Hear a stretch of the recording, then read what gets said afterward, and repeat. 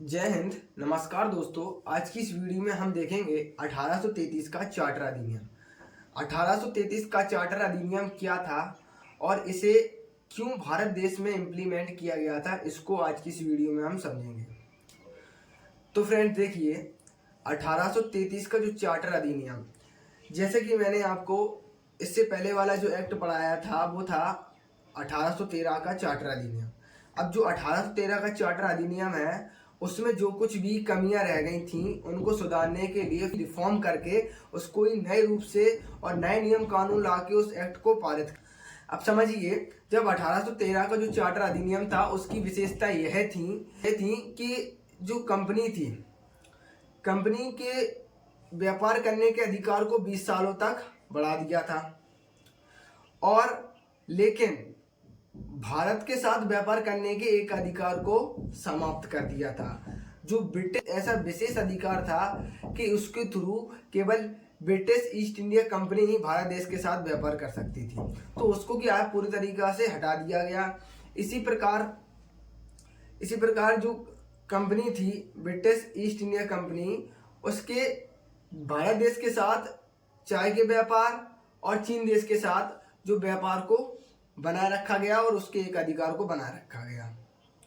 अब इस एक्ट में क्या क्या कमियां हुई थी और 1833 में एक्ट आया उसमें देखिए। अब 1833 का एक्ट ब्रिटिश सरकार को क्यों लेकर आना पड़ा, इसको समझेंगे हम। देखिए फ्रेंड्स, जैसा कि आपको पता है, इससे पहले हम समझें कि जो ब्रिटिश सरकार थी या ब्रिटिश ईस्ट इंडिया कंपनी, तो ब्रिटिश ईस्ट इंडिया कंपनी ने उसका मेन उद्देश्य तो था व्यापार करना पहले, लेकिन व्यापार करते करते जब उसको ये अपॉर्चुनिटी मिली कि देश में जो देसी रियासतें हैं, प्रिंसली स्टेट्स हैं, वो क्या है आपस में लड़ती झगड़ती हैं,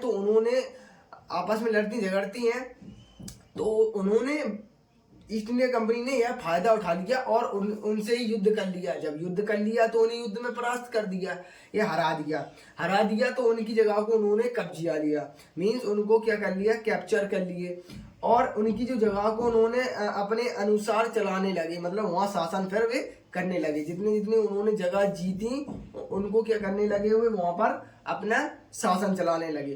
तो युद्ध कर करके ब्रिटिश ईस्ट इंडिया कंपनी ने लगभग 11 प्रांतों पर अपना अधिकार जमा लिया था। जब उन्होंने लगभग 11 जगहों पर अपना क्या बना लिया था, अपनी जो प्रेसिडेंसी बना ली थी, 11 प्रेसिडेंसी उन्होंने लगभग बना ली थी। अब देखिए, 11 प्रेसिडेंसी में से केवल तीन ही मेन प्रेसिडेंसी मानी जाती है, जैसे बंगाल प्रेसिडेंसी, बम्बई प्रेसिडेंसी और मद्रास प्रेसिडेंसी। तो इन 3 प्रेसिडेंसियों से ही देश पर ज्यादातर शासन चल रहा था, और सबसे महत्वपूर्ण जो प्रेसिडेंसी थी वो बंगाल की प्रेसिडेंसी थी। तो अब 1833 के चार्टर अधिनियम में यह किया गया कि जो बंगाल की प्रेसिडेंसी है उसका जो गवर्नर जनरल था उसे भारत का गवर्नर जनरल बना दिया गया। मतलब ऐसा क्यों किया गया, देखिए इसको करने का यही कारण था कि वे पूरे देश पर शासन कर सके, और शासन को और सुदृढ़ बनाने के लिए यह कदम 1833 के चार्टर अधिनियम के अनुसार उठाया गया था। 33 के चार्टर अधिनियम की पहली विशेषता तो यही है कि उसमें क्या हुआ, जो बंगाल के गवर्नर को भारत का गवर्नर जनरल बना दिया गया। दूसरी बात समझिए, देखो दूसरी बात, जब उसे बंगाल के गवर्नर से भारत का गवर्नर जनरल बना दिया गया तो उसको इतनी शक्तियां प्रदान कर दी कि वह संपूर्ण देश के लिए क्या बना सकता था, कानून बना सकता था। ठीक है, कानून बना सकता था। अब देखिए, कंपनी क्या करती थी, कंपनी बेसिकली व्यापार करने के उद्देश्य से आई थी, लेकिन जब उससे अपॉर्चुनिटी मिली तो वो व्यापार के साथ साथ शासन भी करने लगी। अब क्या किया ब्रिटिश सरकार ने, इस एक्ट के थ्रू ये कर दिया कि आपके जो व्यापार के अधिकार हैं उनको पूरी तरीके से समाप्त कर दिए कि अब आप व्यापार कुछ नहीं कीजिए, अब केवल आप शासन कीजिए, और शासन कीजिए हमारी तरफ से शासन कीजिए। मतलब जो ब्रिटिश ईस्ट इंडिया कंपनी क्या कर रही थी, ब्रिटिश ईस्ट इंडिया कंपनी का मेन काम रह गया था ब्रिटिश सरकार की तरफ से भारत देश में शासन करना मात्र रह गया था। तो ब्रिटिश ईस्ट इंडिया कंपनी क्या कर रही थी, ब्रिटिश सरकार की तरफ से इस देश में शासन कर रही थी। जो भारत के गवर्नर जनरल की परिषद थी उसमें जो सदस्य थे, 3 सदस्य थे, तो 3 सदस्य के स्थान 3 सदस्यों के अतिरिक्त एक और नए सदस्य को जोड़ दिया गया, जो था विधि सदस्य। मतलब यह क्या, इसका मेन काम क्या था, कानून से संबंधित परामर्श देना और कानून बनाने में इसकी सहायता करना भारत के गवर्नर जनरल की। तो 1834 में पहली बार विधि आयोग का गठन किया गया, जिसके अध्यक्ष लॉर्ड मैकाले थे। तो इस तरीके से क्या हुआ, इस तरीके से जो चार्टर अधिनियम है 1833 का, उसमें इतने ही जो परिवर्तन किए गए थे कि बंगाल के गवर्नर को भारत का गवर्नर जनरल बना दिया गया। जब उसे बंगाल के गवर्नर से भारत का जनरल गवर्नर बना दिया गया तो उसे पूरे देश में कानून बनाने का अधिकार प्राप्त हो गया।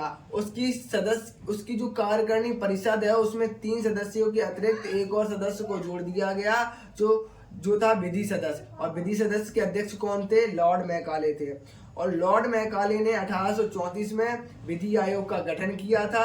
क्या था 1833 का चार्टर अधिनियम का, यही था कि इस देश पर अच्छे से शासन व्यवस्था को चलाना और सुदृढ़ तरीके से शासन चले, इसलिए इन एक्टों में बार बार परिवर्तन करके इन एक्टों को लेके आ रही थी ब्रिटिश सरकार।